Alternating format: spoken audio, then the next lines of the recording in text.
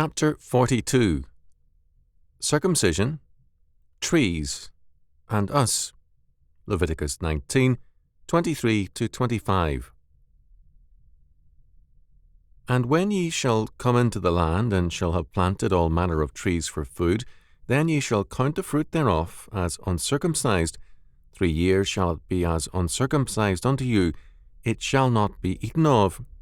But in the 4th year all the fruit thereof shall be holy to praise the Lord withal. And in the 5th year shall ye eat of the fruit thereof, that it may yield unto you the increase thereof. I am the Lord your God. This is, on the surface, a simple law with respect to the care of fruit trees. As usually observed, it has meant stripping the young tree of its blossoms or its barely formed fruit. As a result, the tree grows better in the first 3 years of its life. This is sound practice. The tree will later bear more richly because of it. There is, however, another aspect to this law, one which points beyond farming. It is the use of the word uncircumcised. Only by keeping the tree from bearing fruit for 3 years is it then regarded as circumcised. This is a religious term, having reference to a covenant rite whereby the cutting of the foreskin is a representation of our death to hope in generation and our confidence in God's work of regeneration. The use of this word here is not accidental. Before God would allow Moses to begin his ministry, Moses had to see to it that one of his sons was circumcised, Exodus 4, 20-26. Before Passover in Egypt and before Israel's deliverance, all Israelites, including their servants, had to be circumcised, Exodus 12, 43-51. Again, a generation later, before entering the Promised Land, all the uncircumcised had to be circumcised before eating of the Passover meal and entering Canaan, Joshua 5, 2-9. Circumcision was required before men and their families could eat the Passover offering. Both Moses and Joshua began their great tasks of leading a people out of Egypt in the case of Moses, and into Canaan in Joshua's case, by these acts of circumcision that preceded the Passover. Before looking further into the meaning of circumcision in this context, let us turn to its application to trees. In its first 3 years, the fruit tree is to be regarded as comparable to a male infant during its first 8 days up to the rite of circumcision. It is unconsecrated. It is noteworthy that even among the ancient Babylonians, fruit trees were left unharvested until after the 4th year. Faithfulness to this law means no loss at all. In the 5th year, the harvest will, by its abundance, reward the faithful one. From the planting of the trees to the harvesting thereof, all must be done in terms of God's law. This is the law of holiness. Wenham's comment here is beautiful. Holiness involves the total consecration of a man's life and labour to God's service.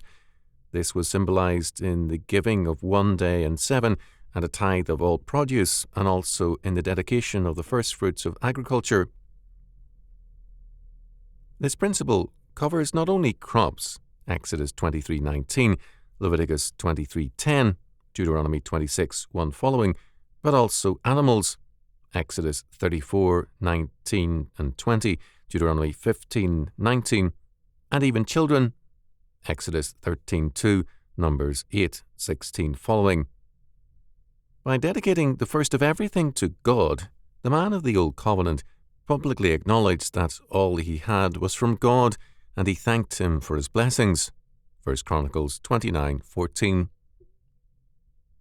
The garden fruit was also to be sanctified to the Lord.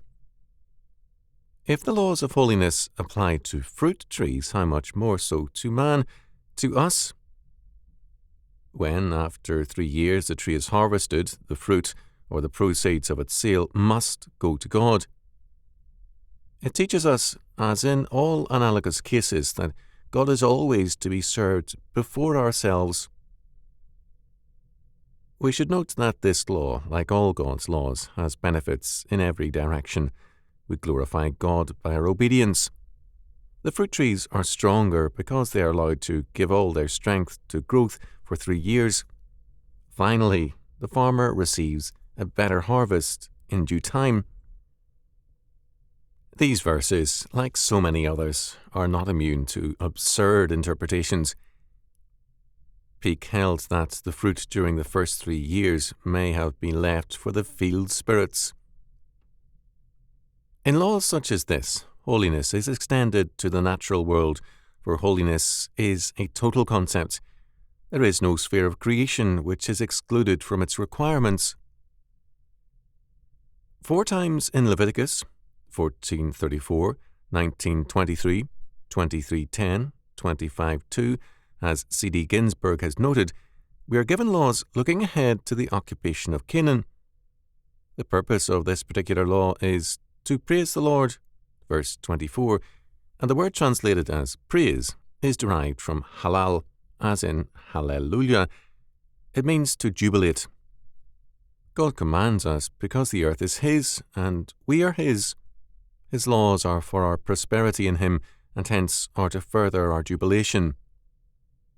This should help us to understand why an agricultural fact is described by a covenantal term. Circumcision is entrance into the covenant, as is baptism in the New Testament, and some have suggested that the word baptism could be used here. In terms of this, the circumcision-Passover relationship could be transcribed for the Church as the baptism-resurrection nexus. By our baptism into Christ, that is, our atonement and regeneration, we are the people of the new creation, the resurrection. The matter does not end here. Scripture makes it clear that faithfulness to the Lord is the way of life, whereas unfaithfulness and unbelief is the way of death. Proverbs 8:36 declares, "He that sinneth against me wrongeth his own soul. All they that hate me love death." It is not accidental that a single fact of farming which is productive of better and richer harvests is given an unusual name, circumcision. Neither is it incidental that faithfulness is blessed by a deferred but richer harvest. The people of the circumcision, of baptism, are the people of the Passover, of the resurrection. We are thereby prepared to yield a rich and enduring harvest to the Lord. We are not called to be fruitless to Christ. If we are in Christ, the vine, we are the branches who are to bear fruit abundantly. John 15:1-8. Circumcision is a spiritual death, as is baptism also, and a mark of supernatural life, power, and meaning. It leads to the Passover, to resurrection, and then to the making of all things new. Revelation 21:5.